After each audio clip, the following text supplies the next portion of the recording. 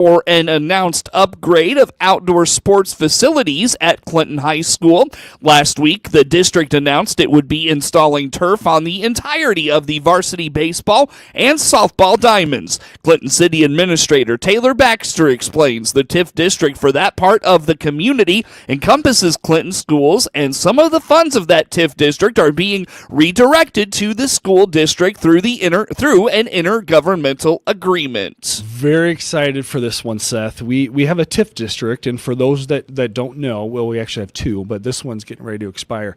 A TIF district is a tax increment financing district. So what we do and what the county does is there's certain areas in town that qualify to be a TIF district. There's a lot of kind of back-end information that qualifies for a TIF, but basically areas that need to be developed, and it could use a little bit of help in funding where it wouldn't have to come out of the general fund. So we have some significant money left in our TIF district that we want to use on a project that would spur economic development, and we're partnering with the school district to enhance some of their sport facilities, and it's going to be a pretty substantial project. We're looking forward to it. We're going to be turfing, and this is kind of the phase one start of it, turfing the varsity baseball field and the varsity softball field. Just a little bit shy of $3 million altogether when it's all said and done.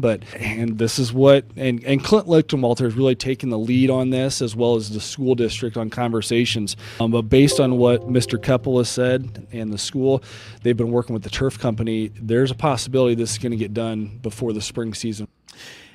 Clinton School Superintendent Drew Goebel is very excited about this opportunity and notes it was very much something that came out of nowhere for them. The district is amid a multi-phase facilities improvement plan that right now is focused on the football facility. It was unexpected. Yeah, I do have a facilities plan, but when we did the football field and the track, we did all that without depleting our reserves, without raising taxes. We were able to do all that, and that was important to me as we, several years back when we started talking about the turf football field, that was one of the items that I was concerned about. We can do this, but I don't want to raise taxes, and I don't want to deplete our reserves. So we did that successfully. So I knew then that we did not have the funds to do a turf baseball field and softball field. We just didn't have it without, going down that direction. I didn't want to go. So when the city came to the school district, I was excited, but we would not be able to have these facilities without the city providing us this revenue. Clinton Schools Athletic Director Matt Keppel is very excited about the opportunity and believes it is another example of Clinton putting itself on the map for top-notch facilities in the area. You've heard that expression, the accelerator. I mean, let's be honest, the accelerator is on the floor right now. I mean, we just got done with phase one of the football facility. We're starting phase two of the football tracks facility in January with the sidewalks and the new bleachers.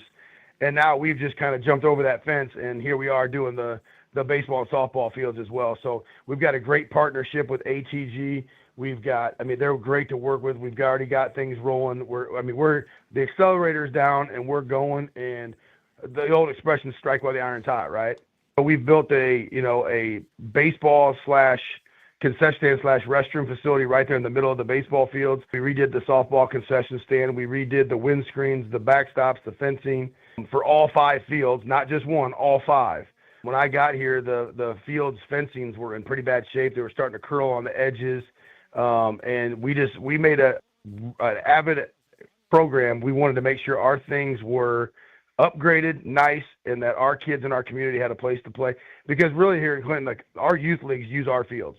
I mean, we're the de facto / park district kind of thing where, our youth baseball and softball can now use our fields even more so than what they have now. And it's just going to be a great asset to our community and our school district. And I can't imagine anybody that's from Clinton or living here not thinking that this is a really cool thing. Baxter, Goebel, and Keppel all look forward to the impact the upgrade will have on the city of Clinton and Clinton schools. A local nonprofit is looking to expand a program connecting seniors and young people in DeWitt County. Alicia Mitchell with Community Action explains they're looking for more site locations for its foster grandparents program, particularly in DeWitt County. I generally just kind of sit down and go through the ins and outs of them, and we have an MOU that explains the requirements between us and them and what we would need from volunteers or them as a site location, because I do have to process payroll and stuff like that. Okay. So we have to have a site supervisor that will submit the documents that I need. So there's an assignment plan. There's checkpoints halfway throughout the year, evaluations that the seniors have to do. And then they also have to oversee the volunteer while they're there, making sure that they're following the rules of the program. But it's generally just an understanding between us and just to help with whatever it may be. That could be something as simple as like our local YMCA has the before and after school program. So that is something that could be implemented. Or here in DeWitt County, the Vault, their programs, they have great things for junior high and high school after school hours. That's something that a volunteer potentially could do with them. Mitchell notes the program can be flexible depending on the needs of the site location as long as volunteers are able to meet the minimum 15 hours per week. It doesn't necessarily have to be. The volunteers just have to serve a minimum of 15 hours per week. So they could do 8 hours one day and then, do 4 hours and 4 hours or something like that. It just depends on what the site needs. I know like in the summer, some of my sites only do a couple days so that volunteers' hours are less during the summer months, and that's okay as long as they just meet that minimum requirement. The program's growth depends heavily on the community's participation. Mitchell says while she's onboarding with a few site locations in DeWitt County, she's always looking for more. We've branched out and got another light location in Decatur, and we're looking to do a couple more locations here in DeWitt County as well. We have a couple that are onboarding and getting ready to start here at our Head Start location. And once I get a good number of volunteers kind of on the wait list per se, that's when I'll reach out to some of these and say, hey, I think it would pair nicely with the YMCA. Capsule.info has more. Get news anytime at DeWittDailyNews.com.